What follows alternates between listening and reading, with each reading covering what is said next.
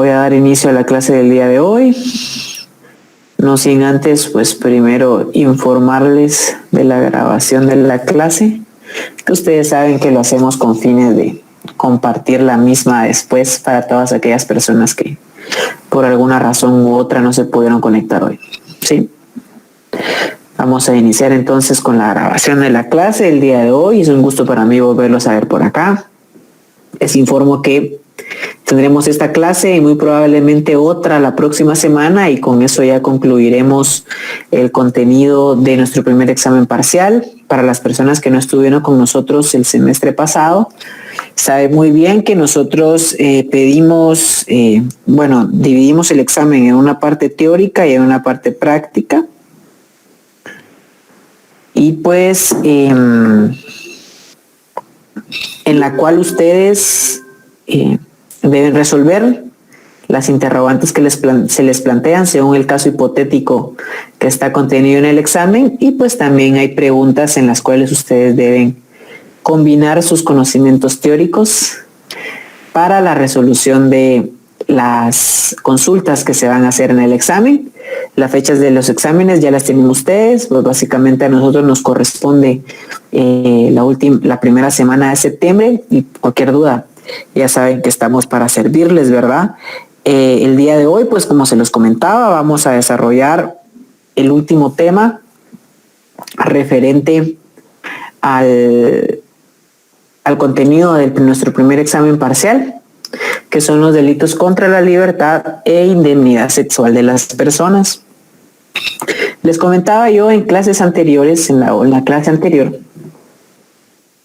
que para nosotros empezar el estudio de la libertad e indemnidad sexual, debemos comprender ese primer concepto que encontramos en nuestro título 3, capítulo 1 de nuestro Código Penal. Y entonces ustedes se pueden dar cuenta en este título 3 que se desarrolla todo lo relativo a la libertad e indemnidad sexual de las personas. Nuestro Código Penal está estructurado de una forma en la cual primero se desarrolla todo lo relativo al derecho de la vida, posterior a ello se desarrolla todo lo relativo al derecho a la integridad de las personas. Después hablamos ya de una integridad moral o de la dignidad y el honor, como lo vimos en la clase anterior con el profesor titular.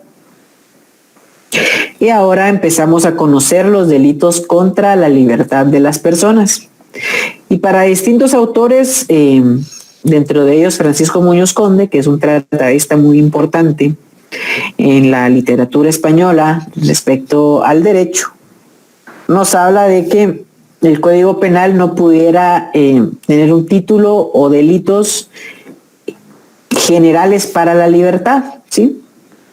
Ustedes saben bien de que tanto nuestra Constitución Política de la República como distintos tratados internacionales en materia de derechos humanos protegen lo que es la libertad de las personas, y dice que todas las personas son libres e iguales en dignidad y derechos. Ya hasta ahí lo dejan, ¿no? Entonces, distintos tratadistas penales nos hablan de que el derecho penal, si su función es proteger los bienes jurídicos, no puede únicamente hablar de la libertad en general, sino que tiene que saber identificar cada uno de los casos donde una persona manifiesta su libertad, ¿sí? Y entonces ustedes van a ver que a partir del artículo 173 en adelante desarrolla todo lo relativo a la libertad e indemnidad sexual. Y ya posterior, del artículo 200 en adelante, se desarrolla todo lo relativo a la libertad personal, que es la libertad de locomoción, ¿sí? Y más adelante el Código Penal desarrolla lo que es la libertad de emisión del pensamiento, la libertad de culto, etcétera. Entonces, la libertad como derecho genérico tiene distintas manifestaciones, y hoy vamos a ver la primera de ellas, que es todo lo relativo al desarrollo de la sexualidad de las personas. Y como introducción que les acabo de comentar, también tenemos que tener nosotros la capacidad de poder definir qué es la violencia sexual. Y tomamos aquí como referencia la definición que está en el artículo 3 de la Ley contra el Femicidio y otras formas de violencia contra la mujer. ¿Por qué tomamos como referencia estas definiciones y a lo largo de esta clase? Porque la Ley contra el Femicidio y otras formas de violencias contra la mujer se puede decir que es uno de los cuerpos normativos más recientes en Guatemala, que sí recoge los distintos criterios de tratados internacionales en materias de derechos humanos, específicamente para delitos sexuales. Y entonces ustedes pueden ver acá que la violencia sexual son todas aquellas acciones de violencia física o psicológica cuya finalidad es vulnerar la libertad e indemnidad sexual de la mujer, incluyendo la humillación sexual, la prostitución forzada y la denegación del derecho a hacer uso de métodos de planificación familiar, tanto naturales como artificiales, o a adoptar medidas de protección contra enfermedades de transmisión sexual. Esta es la primera definición legal que nosotros vamos a encontrar de violencia sexual en nuestro ordenamiento jurídico guatemalteco y que nos va a servir como referencia en los distintos casos que nosotros vamos a tratar tanto en los exámenes como ya ustedes saben en el ejercicio de su profesión. Ustedes deben tener bien en cuenta para el ordenamiento jurídico guatemalteco qué es violencia sexual.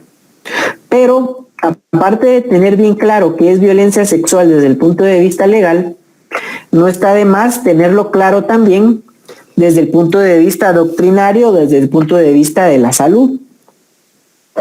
Y en estos casos, yo acá les coloco la fuente y el enlace donde ustedes pueden encontrar la noticia. Van a ver ustedes que la Organización Mundial de la Salud, en un trabajo de investigación que publica alrededor de 2011-2012, manifiesta su preocupación por el aumento de casos de violencia sexual y para ellos hay dos manifestaciones de la violencia sexual, que yo las divido acá y de hecho les subrayo el núcleo de cada definición en amarillo. Porque para la Organización Mundial de la Salud, la violencia sexual es todo acto sexual, la tentativa de consumar un acto sexual, los comentarios o insinuaciones sexuales no deseados, ¿sí? Ahí terminamos nosotros con nuestra primera definición. O también dice que son las acciones para comercializar o utilizar de cualquier otro modo la sexualidad de una persona mediante coacción por otra persona, independientemente de la relación de ésta con la víctima, en cualquier ámbito, incluidos el hogar y el lugar de trabajo. Y entonces acá ya la Organización Mundial de la Salud nos está diciendo, señores, señoras, violencia sexual o son actos sexuales no deseados o son actos sexuales donde interfiere una coacción de una persona a otra. Y entonces nosotros acá es donde vamos a desarrollar cada una de las dos partes, ¿sí? Cuando nosotros hablamos de un acto sexual no deseado, evidentemente tenemos que hacer relación al consentimiento, a un acto sexual no consensuado, ¿sí? Porque cuando hay consentimiento, hay deseo de realizar un acto. En contrario o viceversa, cuando no hay consentimiento, no hay deseo de realizar el acto. Pero tenemos que nosotros tener bien claro qué es consentimiento y entenderlo no solo desde el punto de vista legal en general, sino que debemos comprenderlo desde el punto de vista de los delitos sexuales. Para los delitos sexuales, ¿qué se entiende por consentimiento? ¿Sí? Y entonces acá yo les hago una comparación, porque ustedes también llevan paralelo al curso de Derecho Penal el curso de Derecho Civil.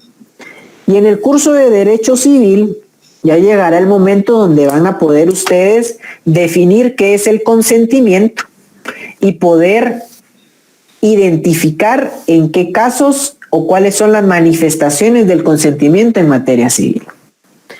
Y para el derecho civil, que esta definición la extraigo yo del diccionario de la Real Academia Española, El consentimiento es la manifestación de voluntad expresa o tácita por la cual un sujeto se vincula jurídicamente. Por ejemplo, ustedes saben muy bien que hay distintas formas de contratar, ¿sí? Y una de ellas es el contrato. Y un ejemplo podría ser de un consentimiento expreso, aquella manifestación de voluntad plasmada en papel con una firma de una persona de comprarle a otra un vehículo. Estamos ahí en el caso de un contrato de compra-venta. Pero puede ser que también haya un consentimiento tácito. Les pongo el ejemplo. En el contrato de arrendamiento, ustedes pueden arrendar por un año, por ejemplo, un bien inmueble, ¿sí? Y entonces ustedes firman un contrato donde le dice al inquilino o arrendatario, usted, señor Pérez, tiene derecho a permanecer en este inmueble por un año, donde usted me paga una mensualidad de 2,000 quetzales mensuales, del 1 de enero del 2020 al 31 de diciembre de 2020. Perfecto. Hay un consentimiento expreso para adquirir una obligación de arrendar, ¿sí? Y de pagar, evidentemente, una mensualidad. Pero venimos al 31 de diciembre de 2020. El arrendante a mí no me llama, ni yo llamo al arrendante.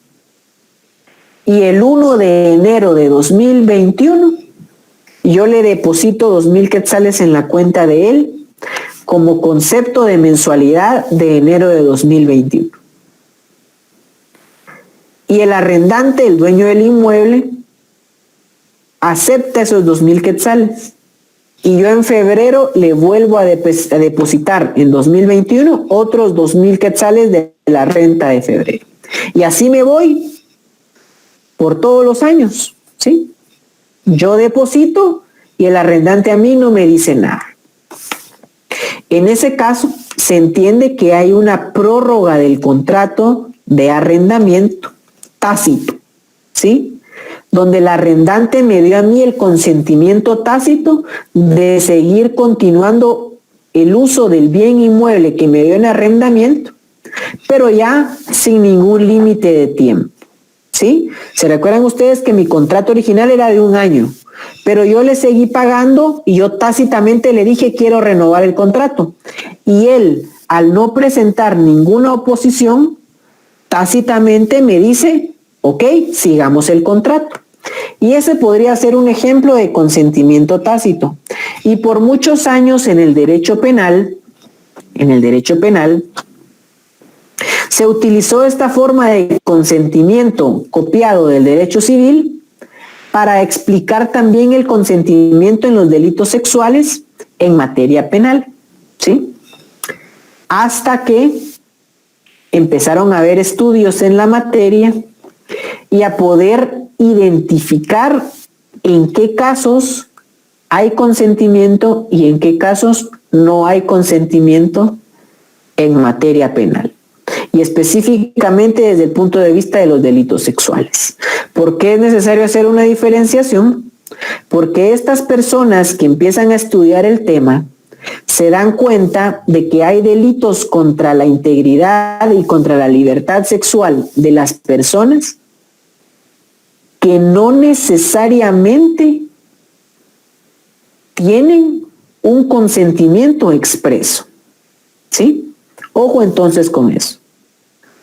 Porque algunos abogados defensores y algunos sujetos activos de delito estaban utilizando la definición de consentimiento comprendida desde el derecho civil, que en una relación sexual puede haber un consentimiento expreso o un consentimiento tácito.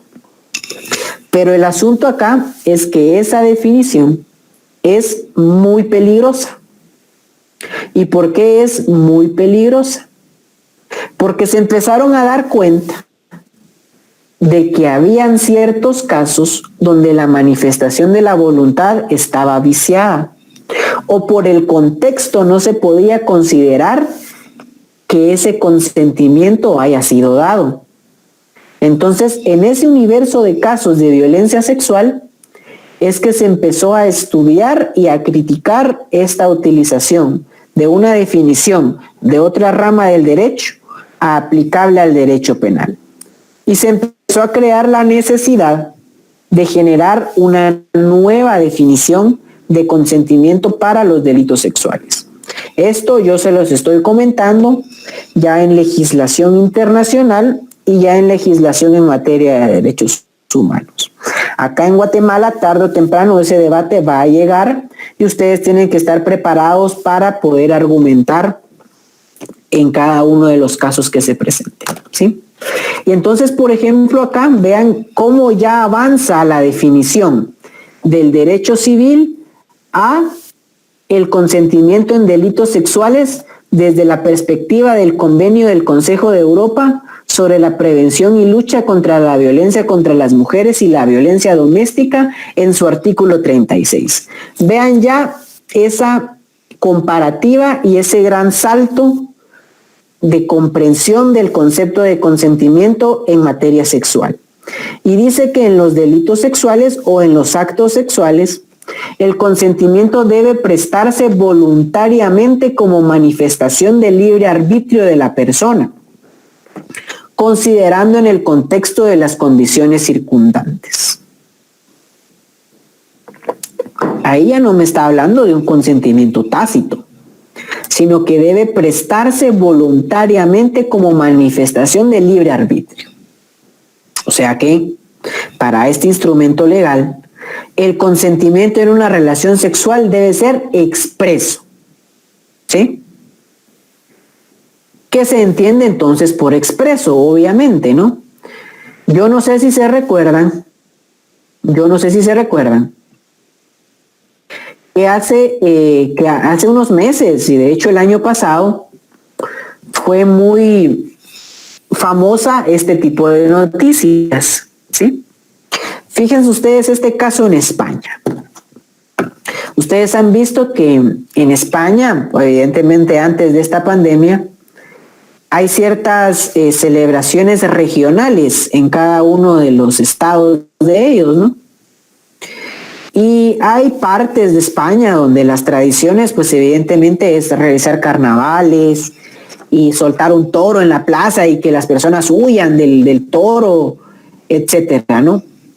Y fíjense que en este contexto de celebraciones había un grupo de 5 amigos, de 5 personas. Y este grupo de 5 amigos y 5 personas se dedicaban a embriagar mujeres y a abusar sexualmente de ellas, ¿sí? Entonces, el caso por el cual se les procesó es el siguiente. Estaban en una celebración y estos 5 amigos invitaron a una chica, evidentemente conscientemente ella, ¿verdad? Y empezaron a ingerir alcohol. Y llegó un punto donde la chica ya estaba, pues evidentemente, en un estado de ebriedad. Entonces ellos salieron del bar donde se encontraban o del lugar donde se encontraban, acompañando a la chica, según ella, para, pues evidentemente, pedir un Uber y retirarse a su casa. Pero caminando, saliendo del bar, meten a la chica en un callejón. Y la chica, en estado de ebriedad, rodeada de 5 hombres, no dijo nada. Y entonces estas 5 personas empezaron a tocarla y a tener relaciones vía vaginal y vía anal con esta mujer, ¿sí? En estado de ebriedad y que no había dicho nada. ¿Sí? O sea, simplemente se vio rodeada por estos 5 hombres y en estado de ebriedad no se opuso a la realización de actos sexuales. Con el agravante que las personas que estaban realizando los actos sexuales empezaron a grabar el acto, ¿sí? Y entonces, una vez grabado el acto, dejaron a la mujer en el callejón y empezaron a compartir en WhatsApp el video de las 5 personas teniendo relaciones sexuales con esta chica en estado de ebriedad. Y entonces vino la chica, evidentemente cuenta todo lo que le pasa y pone una denuncia en la región donde había sido cometido el crimen. Y fruto de esta denuncia, pues la fiscalía empieza a investigar el acto y los captura a estas 5 personas. Y entonces el juez de primera instancia, al observar la evidencia, los abogados defensores dijeron: señor juez, mis clientes no pueden ser acusados de violación, porque la víctima o la presunta víctima dio su consentimiento tácito para tener relaciones sexuales con nosotros. ¿Eso qué quiere decir? Que ella nunca se opuso, ¿sí? Que ella nunca dijo que no. Y como ella nunca dijo que no, las 5 personas actuaron con el consentimiento de la víctima. El Ministerio Público decía que no, que cómo era posible que ellos iban a considerar que les dio su consentimiento si la víctima o presunta víctima estaba en estado de ebriedad y evidentemente al verse rodeada por estas 5 personas no puso resistencia porque pensó que le podía pasar algo peor y de todos modos, si se oponía, de todos modos la iban a violar. Y entonces el juzgado en primera instancia le dio la razón a los abogados defensores, porque dijeron, pues evidentemente si la chica no se opuso, hubo consentimiento. Y por lo que sí los puedo juzgar es por la divulgación del video, que están violentando la intimidad sexual de la víctima. Y entonces apelaron tanto la víctima como la fiscalía en este caso y se fueron hasta el Tribunal Supremo de España, que es el equivalente a la Corte Suprema de Justicia. Y el Supremo de España les dio la razón, que estas personas debían ser procesadas por el delito de violación. ¿Sí? ¿Por qué? Porque para el Tribunal Supremo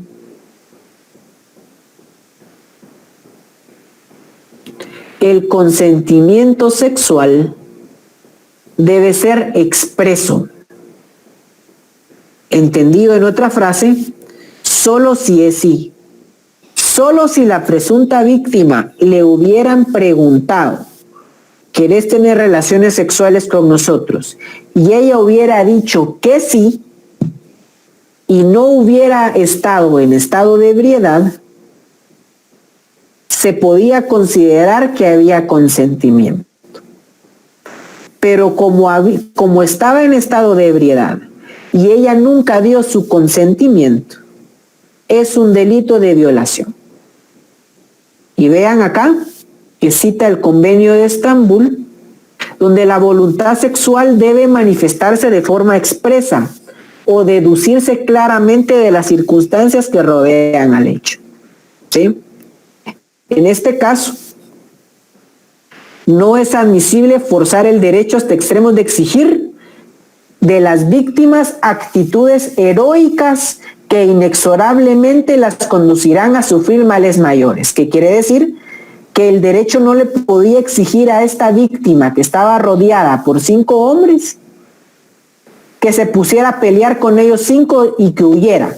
No lo puede exigir, porque evidentemente la conduciría a un mal mayor, posiblemente lo hubieran matado, ¿sí? Y vean, la presencia de varios individuos concertados para atacar sexualmente a una mujer es ya intimidación. Y entonces acá, en este tipo de casos, que evidentemente no es el único, ya hay varios donde se ha discutido el consentimiento en las relaciones sexuales, viene a cambiar completamente la concepción de que en el sexo también puede haber consentimiento tácito, que es no oponerse a la realización de los actos sexuales. Pero aquí jurídicamente ya se le está dando un trato diferente al consentimiento, porque puede ser que haya casos donde la persona no haya dicho que sí, pero tampoco va a decir que no por miedo, ¿sí? Y entonces acá es donde tenemos que comprender algo. En una relación sexual, en un acto sexual, solo es permitido si hay un consentimiento expreso. ¿Qué quiere decir? Ejemplo, si se va a tener una relación sexual con alguien, ustedes deben preguntar, ¿estás de acuerdo en tener la relación sexual, sí o no? Si la persona da el sí, evidentemente pueden tener una relación sexual. Pero si la persona no dice que sí o dice que no, ya se está cometiendo un delito contra la libertad sexual de las personas. Y también, aparte de los primeros dos supuestos que yo les estoy dando, si la persona no dice que sí y hay actos sexuales, hay un delito sexual. Si la persona dice que no y aún así se tienen relaciones sexuales, hay delitos sexuales. Y también para la Organización Mundial de la Salud y para UNICEF hay otros supuestos donde también hay delitos sexuales. El primer supuesto es de la Organización Mundial de la Salud, donde dice que también puede haber violencia sexual si la persona no está en condiciones de dar su consentimiento. Por ejemplo, cuando está ebria, bajo los efectos de un estupefaciente, dormida o mentalmente incapacitada. Este sería el tercer supuesto donde tampoco hay un consentimiento, ¿sí? Aunque la persona diga que sí, pero si está bajo efectos de alcohol o de alguna droga, o en este caso está dormida, por ejemplo, o mentalmente incapacitada, está en una condición donde su consentimiento está viciado y no puede considerarse como un consentimiento expreso para mantener una relación sexual, y evidentemente también se comete un delito sexual, que ya vamos a ver más adelante cuáles delitos se pueden cometer. Y también hay delitos sexuales a pesar que haya consentimiento, pero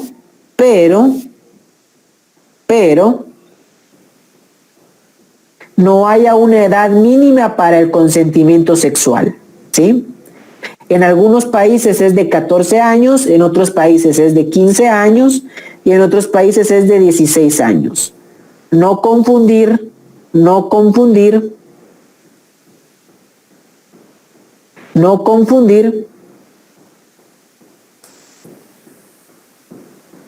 la edad, la minoría de edad, en este caso ser menor de 18 años, con la edad mínima para el consentimiento sexual, ¿sí? Porque vean lo que dice acá la UNICEF.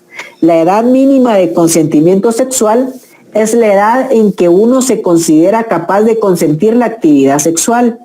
El objetivo es proteger a los y las adolescentes de los abusos y de las consecuencias que pueden darse al no ser plenamente conscientes en el momento de iniciar la actividad sexual temprana sobre sus derechos y desarrollo, ¿sí? Ya vamos a ver más adelante cuál es la edad mínima para tener relaciones sexuales libremente en Guatemala, ¿sí?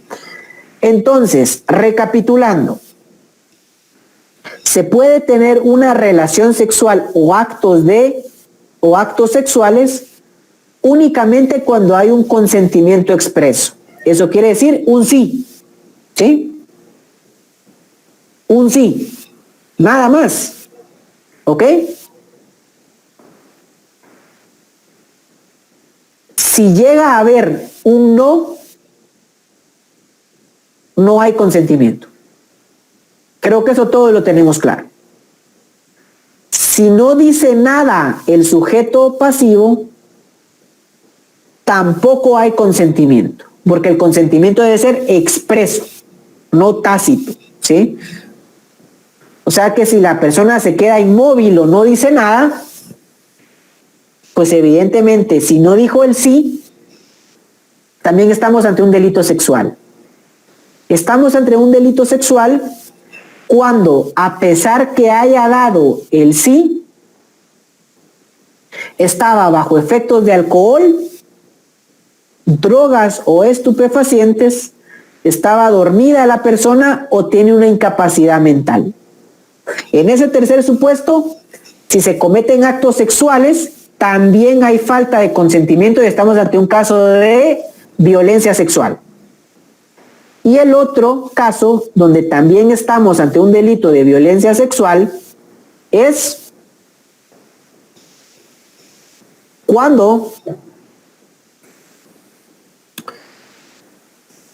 la persona es menor de edad, de la edad establecida para dar el consentimiento sexual, ¿sí? Ya vamos a ver más adelante cuál es la edad en la cual se puede dar el consentimiento para mantener una relación sexual según la legislación guatemalteca. Aquí me preguntan cómo se podría comprobar el consentimiento expreso. Vean, el consentimiento expreso, ustedes lo vieron en teoría del proceso, cada uno de los hechos controvertidos en un proceso, ya sea civil o penal, tiene distintos métodos de prueba, ¿sí? Por ejemplo, si hay una conversación de WhatsApp donde claramente una pareja está hablando de mantener relaciones sexuales y la otra persona le dice que sí, evidentemente hay una prueba de un consentimiento expreso, ¿sí? Por ejemplo, también vamos a suponer de que hay actos externos, ¿no? Donde le dice a la otra persona que desea tener relaciones sexuales con la otra persona. Y la otra persona le dice, veámonos mañana al salir del trabajo en determinado motel, por ejemplo. Evidentemente, también hay actos externos que se pueden comprobar a través de documentos donde se puede demostrar que sí hay un consentimiento para mantener la relación sexual. Un consentimiento voluntario, ¿sí? Ahora bien, si se demuestra, por ejemplo, con una prueba de sangre en el momento que se comete una relación sexual, ¿sí? Posterior a ello, la víctima denuncia que ha sido violada, hay todo un protocolo para determinar si la víctima fue violada. Por ejemplo, el nivel de alcohol o de drogas en la sangre para determinar si su consentimiento estaba viciado. Por ejemplo, que hayan lesiones en el área donde se realizó la penetración, ¿sí? Todo ese tipo de medios de prueba pueden demostrar que no había consentimiento, ¿sí? Pero entonces yo, como profesor de Derecho Penal, les digo, una relación sexual o un acto sexual, porque ya vamos a ver que no es lo mismo una relación sexual con penetración, una relación sexual donde solo hay actos sexuales sin penetración, y también es distinto aquellos actos sexuales pero que no se cometen ni con penetración ni con actos sexuales expresos, físicos, que ya lo vamos a ver en 3 tipos penales distintos, ¿sí? En ese caso es donde podría haber la prueba del consentimiento expreso. Y acá nos preguntan si una persona bajo efectos de licor o droga sería violación. Pues evidentemente, si la persona que aparece en el video posteriormente pone la denuncia e indica que se tuvieron relaciones sexuales con ella bajo estado de ebriedad, sí incurriría la persona que tuvo relaciones en el delito de violación. Por eso es que es tan importante, de verdad se los comparto como consejo de profesor de Derecho Penal, el consentimiento en cualquier avance sexual que ustedes tengan con una persona, ¿sí? Desde mensajes, llamadas, hasta contactos físicos, ¿sí? Si no hay un consentimiento expreso a mantener la interacción entre 2 personas, tengan cuidado que pueden cometer algún delito sexual, ¿sí? Tienen que tenerlo bien claro, ¿sí? Y evidentemente es válido cualquier medio de prueba para comprobar este tipo de actos. Creo que ya lo vieron ustedes en teoría del proceso, ¿sí? Evidentemente, si las dos personas estaban bajo estado de ebriedad, ambas personas no podían emitir un consentimiento, ¿sí?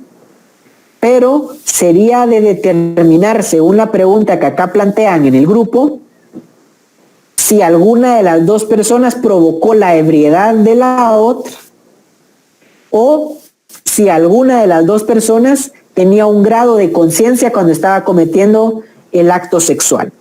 ¿Por qué? Creo que las personas que han consumido alcohol, ustedes saben de que hay estadios de la persona, ¿no? Y aunque se esté en estado de ebriedad, todavía se está consciente de lo que se está realizando. Recuerdan ustedes de que incluso la embriaguez es considerada como un agravante según ciertos supuestos de hecho. Entonces, si hay una capacidad de consentimiento en alguna de las dos personas que pueda distinguir que la otra persona no está dando su consentimiento o no está en un estado donde pueda dar su consentimiento, la persona que tiene mayor capacidad de discernir puede estar cometiendo un delito sexual, ¿sí? Y entonces acá también nos habla de un segundo supuesto la Organización Mundial de la Salud, que incluso puede haber un consentimiento, vean, incluso se puede decir que sí, pero si ese sí se dice bajo coacción, ¿qué quiere decir? Uso de grados variables de fuerza, intimidación psicológica, extorsión o amenazas, por ejemplo, de un daño físico o en el ámbito laboral, no obtener un trabajo o en el ámbito estudiantil, negar una calificación o no. Aunque haya consentimiento, pero si hay coacción, hay un vicio del consentimiento y también se considera que está incurriendo en delitos sexuales el sujeto activo. Entonces, por eso, se lo repito muchas veces, es muy importante que en el desarrollo de la sexualidad de cada persona, en cada una de las interacciones que se tengan con las personas con las que se decide desarrollar su sexualidad, debe haber un consentimiento expreso. Si ustedes no tienen el consentimiento expreso y si continúan la interacción, pueden cometer un delito sexual como los que vamos a ver a continuación, ¿sí? Básicamente esto es el resumen entonces de cuándo pudiera existir una violencia sexual, que ya se los he platicado con anterioridad, ¿sí? Y bueno, ahora vamos a hablar entonces de los delitos contra la libertad sexual, que hoy sí inician en el artículo 173 del Código Penal. En el artículo 173 del Código Penal nos habla del delito de violación y tenemos que tener muy claro en qué casos hay violación y en qué casos hay agresión sexual, ¿sí? Que son dos supuestos completamente distintos.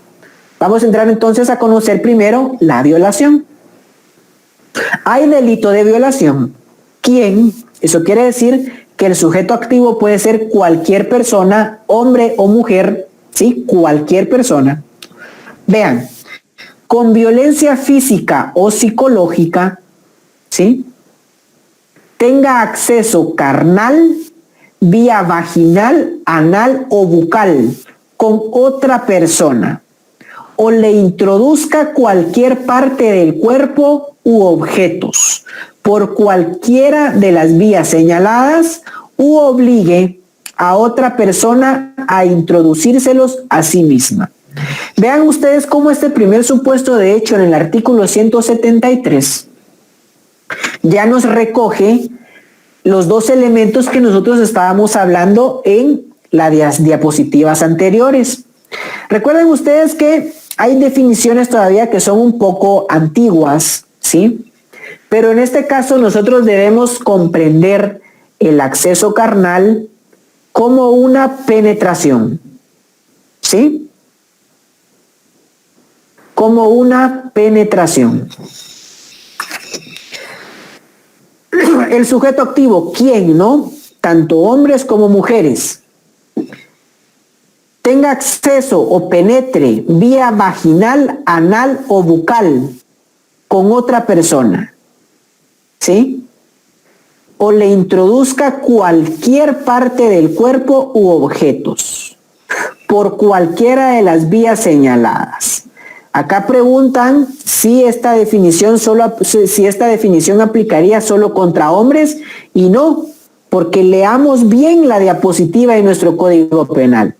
Evidentemente el acceso carnal vía vaginal sí lo puede hacer solo una mujer, sí, solo una mujer tiene vagina. Pero aquí, para responder la duda del compañero, ¿acaso un hombre no tiene ano, por ejemplo? ¿O un hombre no tiene boca? También puede ser cometido el delito de violación, para la duda del compañero, contra un hombre, ¿sí? Y entonces, vean ustedes, puede ser un acceso carnal, eso quiere decir una penetración como tal del miembro masculino, ¿sí?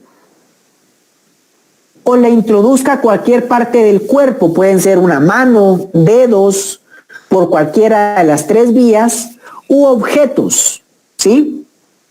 U obligue a otra persona a introducírselos a sí misma. Ahí hay coacción. En los primeros supuestos no hay consentimiento, porque hay violencia física o psicológica, ¿sí? Pero también puede haber una coacción para introducir objetos la misma persona, ¿sí? Entonces, distingamos eso, ¿sí? Que el acceso carnal puede ser a través de la penetración de un miembro del cuerpo masculino, ¿sí? O puede ser cualquiera persona, hombre o mujer, que introduzca partes del cuerpo vía anal, vaginal o bucal, ¿sí? O obligar a la otra persona a introducirse objetos. En cualquiera de estos tres supuestos hay el delito de violación. Y el sujeto pasivo puede ser cualquier persona, ¿sí? Porque puede ser que un hombre, como el compañero acá, no tenga vagina, pero sí puede tener ano, y seguro que lo tiene, y sí tiene boca también para tener acceso bucal, ¿sí? Y el segundo supuesto de la violación, ahí es donde nosotros ya encontramos la minoría de edad para mantener relaciones sexuales, ¿sí? Vean ustedes, siempre se comete este delito cuando la víctima sea una persona menor de 14 años de edad o cuando sea una persona con incapacidad volitiva o cognitiva, aun cuando no medie violencia física o psicológica. ¿Qué quiere decir? Que incluso una persona menor de 14 años o una persona con incapacidad mental puede darse el consentimiento. Puede ser que una niña o un niño de 12 años le diga al mayor de 14 años, mira, tengamos relaciones sexuales, ¿sí? Pero aunque sea menor de 14 años o tenga una incapacidad volitiva o mental, ya se considera esa acción como un delito de violación. Porque para el derecho, una persona menor de 14 años, ¿sí? ¿Sí? Una persona menor de 14 años o con incapacidad volitiva, aunque haya dado su consentimiento, para el derecho penal hay violación.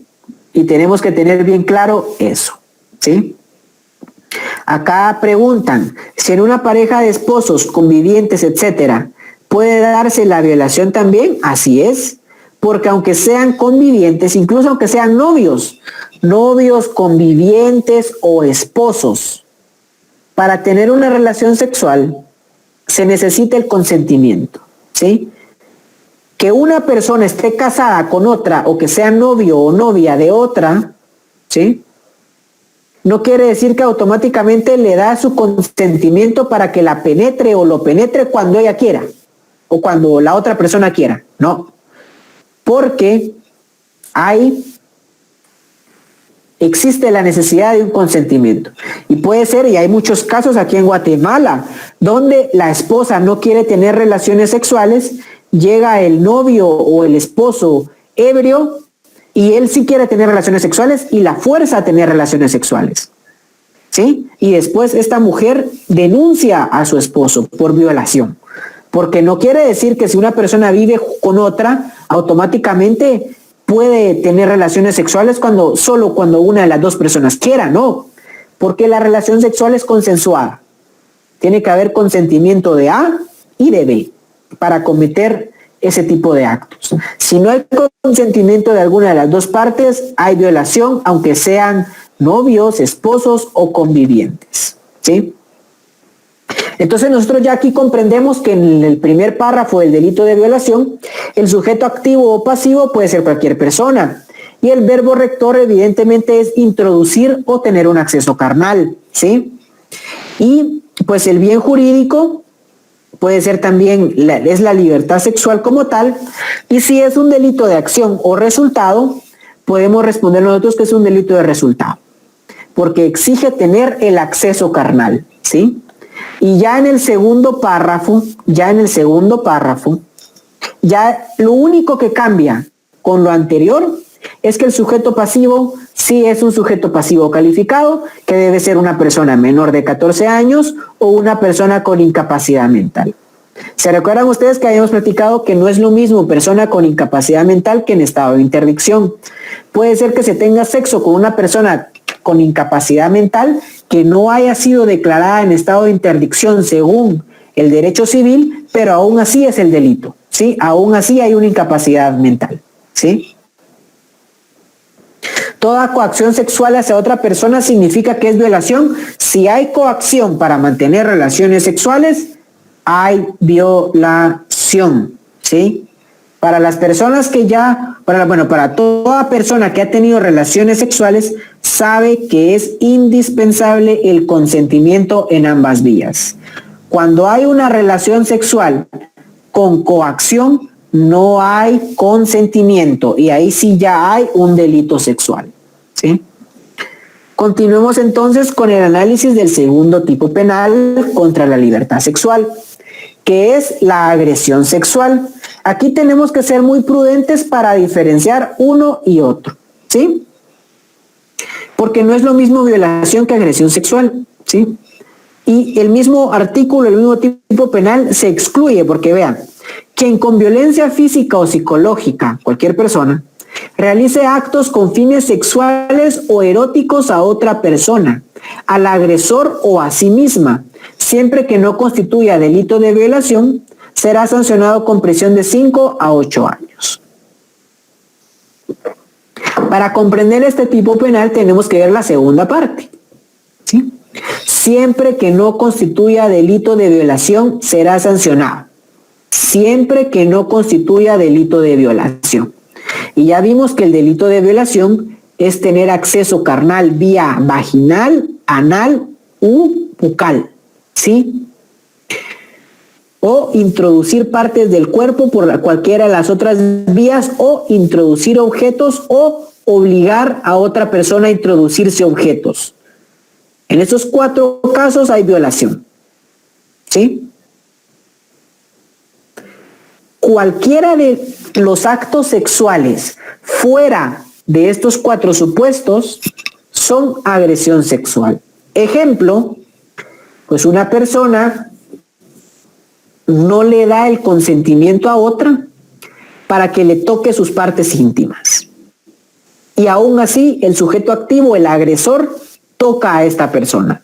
No la está penetrando, no está introduciendo partes de su cuerpo, no está introduciendo objetos, ni está obligándola a que se introduzca objetos.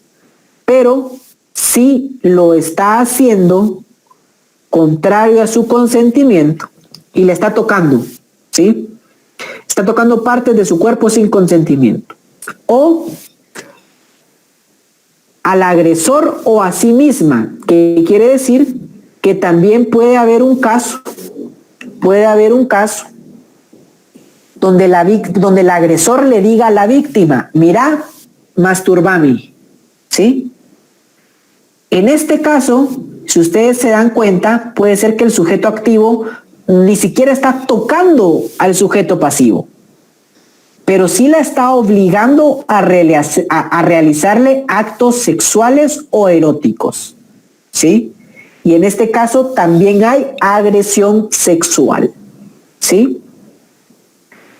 Veo acá que ya preguntan que cuando hay una relación sexual entre una persona normal y alguien que tiene cierto grado de síndrome de Down, esta última persona está catalogada con incapacidad. Así es, compañero. Si llega a haber una persona que tiene relaciones sexuales sin ninguna incapacidad mental o física con alguien, en su ejemplo, con alguna persona con síndrome de Down, ¿sí?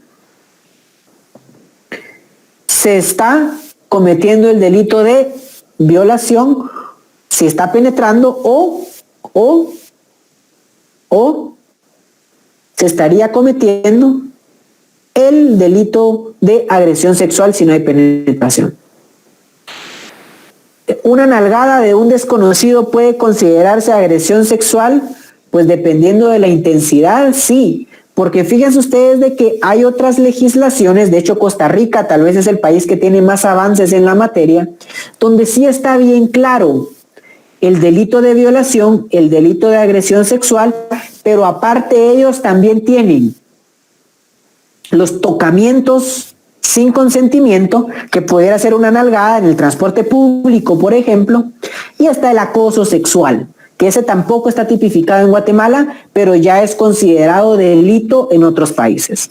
Entonces, pero para el ordenamiento jurídico guatemalteco, si esa nalgada es un acto sexual, puede incurrir en el tipo penal del artículo 173 bis. Y aquí preguntan el segundo párrafo del artículo 173, pero de verdad, bastante claro. No se puede tener relaciones sexuales con alguien menor de 14 años o con incapacidad mental. Punto. No le busquen más. Solo es desarrollar nuestra comprensión lectora para entender que no se puede tener sexo con una persona menor de 14 años o con incapacidad mental, a pesar de que haya consentimiento. De igual forma es el segundo párrafo del artículo 173 bis, lo mismo, ¿sí? No se puede realizar actos sexuales sobre una persona menor de 14 años o con una persona que tiene un problema mental, ¿sí? Aunque esta persona haya dado su consentimiento, pero para el derecho esta persona no está en capacidades de comprender las consecuencias de sus actos y se estaría cometiendo una agresión sexual, ¿sí? Y de igual forma comparten sujetos activos y pasivos, verbo rector, bien jurídico, y que esto es un delito de resultado, el delito de violación y el delito de agresión sexual. En la violación puede ser cualquier persona el sujeto activo y pasivo, ¿sí? Y evidentemente cada una tiene sus verbos rectores. El bien jurídico es la libertad sexual y esto es un delito de resultado, ¿sí? Solo hay sujeto pasivo o calificado en los últimos párrafos del 173 y el 173 bis, ¿ok? ¿Por qué estos tipos penales protegen la libertad sexual? Porque las relaciones sexuales o los actos sexuales se deben tener con consentimiento, se los repito, con libertad, ¿sí? Cualquier persona es libre para decidir cómo vive su sexualidad y con quién la vive. Nadie puede ser juzgado por ello. Pero si ya no hay consentimiento, si ya hay coacción, se está limitando esa libertad, ¿sí? Y bueno, y entonces después ustedes van a encontrarse con el artículo 174 del Código Penal, donde establece que se aumentará en 2/3 partes en los siguientes casos, ¿no? Y les da a ustedes 7 casos de agravantes, ¿sí? Y esos sí los pueden leer por su cuenta en su casa para comprender cuándo se aumenta en 2/3 partes las penas anteriores, ¿sí? Que eso de las 2/3 partes, apréndanselo bien, que es muy probable que venga en el examen una serie solo de calcular penas. Y entonces ahí esa mentira de que en derecho no hay matemáticas se va a caer ahorita, porque sí vamos a usar las matemáticas para calcular este tipo de actos, ¿sí? Y entonces eso, como les digo, se lo pueden leer ahí por su cuenta, pero si se llega a cometer bajo alguno de estos supuestos, hay una agravante y se le aumenta en 2/3 partes de las penas anteriores. Bueno, ya para finalizar, compañeros, que yo sé que tenemos un segundo periodo también cargado, vean ustedes, del artículo 175 al 187, todos fueron derogados, ¿sí? Si alguien todavía los tiene, táchelos, porque del artículo 175 del Código Penal al 187 ya no existen, están derogados, ¿sí? Y entonces, para finalizar, vamos a ver estos 3 tipos penales últimos de los delitos contra la indemnidad sexual de las personas. Vean, estos 3 delitos son muy importantes y prestémosle atención al último, al 190, ¿sí? Donde hay algo que es muy común actualmente y sobre todo con redes sociales y con WhatsApp, ¿no? No sin antes precisamente intentar responder un poco de qué es violencia física y psicológica en los delitos de agresión sexual y de violación. La violencia física es cualquier acto de fuerza corporal, como lo tenemos acá, a mano izquierda, perdón. Y a mi mano derecha, tengo aquí que la violencia psicológica son acciones que pueden producir un daño o sufrimiento psicológico o emocional, ¿sí? Con el objeto de intimidar, menoscabar su autoestima o controlarla. La que sometida a ese clima emocional puede sufrir un progresivo debilitamiento psicológico con cuadros depresivos. Estas 2 definiciones que yo copié están redactadas en sentido femenino porque las extraje del artículo 3 del de la ley contra el femicidio y otras formas de violencia contra la mujer, que es una ley especial para proteger a los derechos de las mujeres, ¿sí? Pero en este caso también es aplicable la violencia física, solo que puede ser por cualquier persona, ¿sí? Pero básicamente serían estos 2 elementos que pueden ser o violencia física o violencia psicológica, ¿ok? Y ahora sí, vamos a entrar rápidamente a los delitos contra la indemnidad sexual. ¿Qué es la indemnidad sexual? Vean, el diccionario de la Real Academia Española lo define como alguien que está exento de daño, ¿sí? Pero yo busqué esta definición en un artículo de derecho penal, específicamente de los delitos sexuales, y nos habla que la indemnidad es una manifestación de la dignidad de la persona humana y el derecho de todo ser humano a un libre desarrollo de su personalidad, sin intervenciones traumáticas en su esfera íntima por parte de terceros, las cuales pueden generar huellas indelebles en el psiquismo de la persona para toda la vida.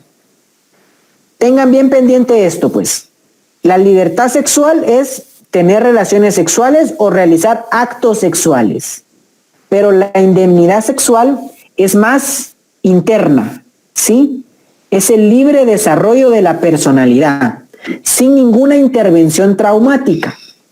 Tengan bien claro eso a la hora de leer estos 3 tipos penales. El primero, exhibicionismo sexual. Quien ejecute o hiciere ejecutar a otra persona actos sexuales frente a personas menores de edad o persona con incapacidad volitiva o cognitiva.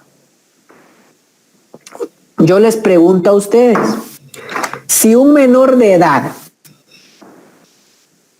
mira que enfrente de él 2 personas están teniendo sexo ¿Acaso no le genera eso un trauma psicológico? Pues le puede generar una desviación en su libre desarrollo, ¿no? O una persona que se masturba enfrente de un menor de edad o persona con incapacidad mental. Eso es exhibicionismo sexual, ¿sí? ¿Por qué se castiga? Porque el niño, el menor de edad o la persona con incapacidad volitiva tiene derecho a desarrollar su sexualidad de forma libre, sin que nadie intervenga en ella, ¿sí? Y que le genere traumas. El menor de edad, llegado el momento, va a descubrir su sexualidad, pero no la tiene que descubrir antes, sino que según el libre desarrollo de su personalidad. Entonces la indemnidad sexual lo que busca es proteger el desarrollo de la personalidad, en este caso del menor de edad, ¿sí? Para que nadie más intervenga en el libre desarrollo de su sexualidad, ¿sí? Sujeto activo, cualquier persona. Sujeto pasivo, el menor de edad o la persona con incapacidad volitiva o cognitiva, ¿sí? Verbo rector es ejecutar o hacer ejecutar. El bien jurídico es la indemnidad sexual, el libre desarrollo de la personalidad desde el punto de vista sexual del menor de edad. Y pues en este caso es un delito meramente de acción, no es de resultado, porque, por ejemplo, solo el hecho de masturbarse enfrente de un menor de edad puede ser que no le cause ningún daño, pero puede ser que sí. Y lo que ya estamos juzgando es la acción que cometió, ¿sí? Lo mismo pasa en el artículo 189 del Código Penal, solo que aquí ya es distinto, ¿sí? Es el típico ejemplo de la sociedad machista guatemalteca, donde el padre lleva a su hijo menor de 12 años a un prostíbulo para que, entre comillas, lo hagan hombre, ¿sí? Ahí ya estamos hablando de este delito. Vean la literal A. Permita presenciar espectáculos de naturaleza sexual reservados para adultos, a personas menores de edad o con incapacidad volitiva o cognitiva. Segundo, permita a menores de edad el ingreso a espectáculos públicos de naturaleza sexual reservados para adultos. Verbigracia, prostíbulos, ¿no? C. De cualquier forma distribuye a personas menores de edad material pornográfico. O de cualquier forma permita adquirir material pornográfico a personas menores de edad. La C es la persona que les va a dejar discos de pornografía a un colegio de menores de edad, ¿sí? Y la D es aquel adulto que le da dinero a su hijo para que compre pornografía, ¿sí? Le está permitiendo adquirir material pornográfico. De igual forma, el sujeto activo es cualquier persona, el sujeto pasivo solo es el menor de edad o la persona con incapacidad volitiva. Verbo rector, en cada uno de los literales hay distintas acciones que tienen que deducir. El bien jurídico es la indemnidad sexual y este es un delito de mera acción, ¿sí? Si se comete la acción, ya se está cometiendo el delito. ¿Ok? Y vean este último, la violación a la intimidad sexual, muy famoso hoy en día. Y pongámosle atención, ¿por qué? Porque la violación a la intimidad sexual, ¿sí?, se da en varios supuestos. Un supuesto de ellos es cuando una persona en confianza tiene una relación sentimental o de amistad, ¿verdad? Y en el libre desarrollo de su sexualidad, decide pasarle imágenes, sonidos o comunicaciones de índole sexual a otra persona, ¿sí? Le pasa una foto de su cuerpo a otra persona, en confianza, entre dos, hay consentimiento. Pero ¿qué hace la persona que recibe la imagen? La comparte en otros grupos de WhatsApp o la comparte en redes sociales. Ahí ya no hay consentimiento, porque el consentimiento fue solo para la pareja, no fue para todo el grupo de WhatsApp donde él la compartió. Ese es el caso típico que está pasando hoy en día de la violación a la intimidad sexual. Pasar fotografías del cuerpo de otra persona por redes sociales, WhatsApp o cualquier medio de comunicación sin consentimiento, ¿sí? Comete el delito de violación a la intimidad sexual. Téngalo claro que si ustedes son testigos de ese tipo de acto, o llegan a cometer ese tipo de acto, o son víctimas de ese tipo de acto, el derecho penal guatemalteco castiga esas acciones como el delito de violación a la intimidad sexual, que se puede cometer de tres maneras. La primera es captar, apoderarse de mensajes sin consentimiento. Esto es el caso donde un grupo de amigos le revisan el celular a una amiga, le revisan su galería y se reenvían ellos mismos fotografías íntimas sexuales, ¿sí? Ella no les dio el consentimiento para captar o apoderarse de esas imágenes o comunicaciones de índole sexual. Cometen ese delito de violación a la intimidad sexual. Segundo supuesto, ¿se recuerdan ustedes que hace unos años hubo una presentadora de televisión de Canal Antigua que se filtraron sus fotos desnuda?